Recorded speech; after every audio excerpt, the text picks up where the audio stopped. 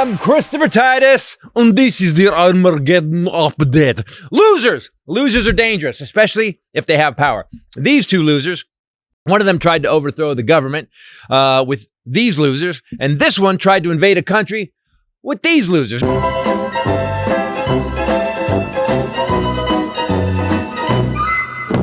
Now, I don't want to badmouth the Russian people because a lot of them live here now, and I want to be able to get to Frappuccino without getting my ass kicked in a different language at the Starbucks. Vladimir Putin has been at war with Ukraine since 2014 when they annexed Crimea. Annex is such a nice word, and it means give us your country or we will kill everybody. Since then, Ukraine has been at a bit of a cold war with Russia up until February 22nd, 2022. That's a lot of twos. When this loser decided to take on a sovereign country. Now, we've been watching the news. The actor president has been standing up to the lifetime KGB agent who you never want to be standing next to while you're near a window, by the way. A Russian oil executive has died after falling out of a sixth-floor hospital window.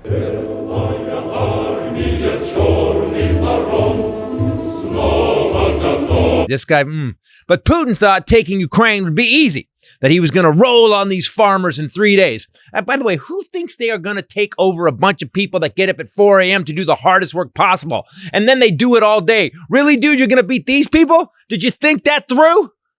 Well, obviously not.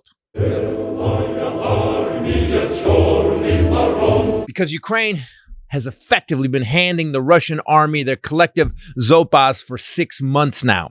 What do the Russians want? Well, Putin has launched the largest European conflict since World War II for the simple reason that he wants to conquer Ukraine.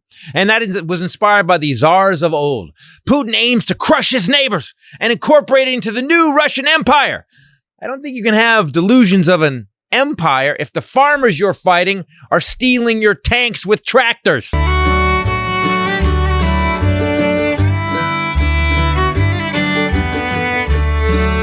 So, where are we after 6 months in the war? It's reported that the Russians have lost 55,000 soldiers in 6 months. We were in Iraq for 10 years and we lost 5,500. On a daily basis, the Ukrainians are making inroads, taking back territory, and the Russians are running their asses off. So this loser decided to call up 300,000 more soldiers, men who've already served, prisoners, criminals, and as far as we know, small children. People are leaving Russia in droves so they can't be forced to join the military. The good news is they can't be stopped and forced to join the military because the Russian army doesn't have any fucking trucks that work. And this last week, Putin threatened to use tactical nuclear weapons because he's a loser and losers hate to lose, which makes them lose more.